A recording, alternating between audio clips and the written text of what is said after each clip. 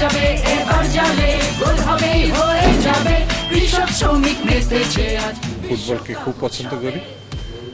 সারা বিশ্ব যেমন উত্তাল একটা অবস্থায় আছে, আর বাংলাদেশ তো আমার মনে হয় অন্যান্য খেলার সঙ্গে ফুটবলটা খুব বেশি, মানে একেবারে শিশু থেকে শুরু করে বয়স্ক মানুষরা যে খেলা মাঠে যেতে পারে না, তার মনের ভিতরে খেলাটা কাজ করে।